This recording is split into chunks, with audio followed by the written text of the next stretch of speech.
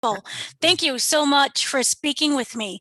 Now, you play Jack Johnson. We all know and love in these past 7 seasons of Blackish. I was wondering about the show and the character. What is the one thing that, even though your character's evolved and changed, what's the one thing that you loved that remained consistent about the show? That's a good question. Um, I would say, I mean, there's multiple things that I love personally about Jack because I guess when I could say since I started the show ever since Mhm. now, there's been certain similarities that I've had with my actual character. I Mhm. mean, Jack, he loves dance. He loves basketball. That's one thing I can say. I guess Jack hasn't, left that passion for it. Even though he may not be the best at it, Right. he still has that passion for it. I could say, sorry, my dog's It's barking. okay. I can say, I don't know. It's just he loves being active and he just loves staying a kid. That's one thing I can say that Right. he's never changed about him. And maybe we'll see in the upcoming episodes of whether or not I guess he decides to grow up and get out of that phase. But I think he's gonna stay like that for a while, and that's something I have in my actual personality. So I'm glad to say that it's never changed since then. Right. Now, you've released your debut album. It is fantastic. You're a rapper. You have so many issues that you tackle. I was wondering, as being an actor and on Blackish that also tackles social issues, what was it that you wanted to bring to the forefront to tell us something that we haven't known already? Right. That's a perfect question because I was actually gonna say, I think Blackish really inspired me to start getting into not Blackish started inspired me to get into music, but Blackish inspired me to get into topics that I could talk about in my music, if that makes sense. Mhm. Before Blackish, I mean, Blackish introduced me to a lot of topics that we never talked about anymore. Like I guess, like when it comes to hope, Mhm. there's a lot of episodes that we've talked about that I was learning about while we were filming those episodes. So I can say that I guess filming process and that process of me learning a lot, I guess it inspired me to start bringing up topics that no one else talks about on my own.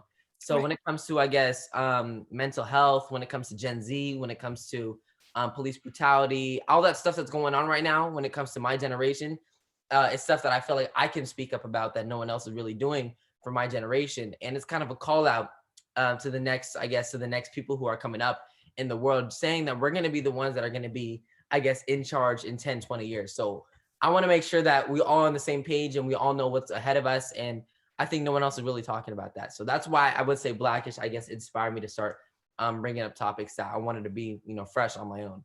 Right. Now, with We the Future, it kind of feels that you're also talking to the past generation as well. And I know that you recorded this with your dad. So, Yeah. what was it like to bridge someone who's also an artist? What was it like to kind of bridge the two generations? I think that was something that happened really beautifully because I could say there's a lot that I guess obviously there's a lot that my dad has, I guess, been through when it comes in the rap industry and stuff that Mhm. he's learned. So I can say for him to bring that to the next generation, because a lot of I'm telling you from experience, I guess a lot of people from the older generation aren't really approving of the people from the new generation. Right. So I could say it's awesome that I guess someone like him is able to, I guess, bridge that gap. And that's something that I think we all need. Like, there's no reason for us to hate on the old generation or the new generation. I guess for us to just come together and build something together and I guess bridge that gap is something that happened beautifully. Right. And lastly, for Jack Johnson, when he becomes an adult, what do you want his future to be?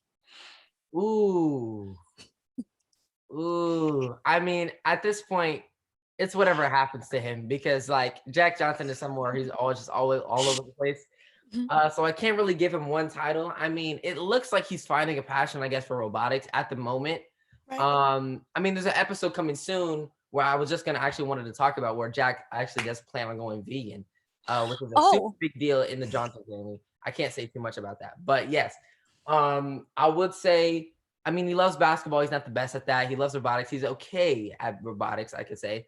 But I mean, whatever comes his way, and I think dancing will always be something that he's always really good at, no matter what no matter what he finds a passion for. But we'll see, man. Hopefully one day he finds that job or he finds that, I guess, career that I guess pursues him all the way up. right. And what would you say would be his perfect day? Jack's perfect day. Ooh. Probably I guess a Saturday. Obviously no school. He doesn't have to worry about F's again or something like that. Probably no school Saturday, Sunday. No, not a Sunday, a Saturday. And it would have to be, I guess, a good day of video games and basketball, and LeBron, I guess, winning the championship that day. And he has all this, I guess, lucky charms in the world because just the marshmallows. And I don't know, just a lot of fun that whole day. I can't really describe it because it's a Jack day. So it's hard to describe, you know? But yeah. Thank you so much for speaking with me. Thank you. Thank you. Thank you. Thanks, Dana.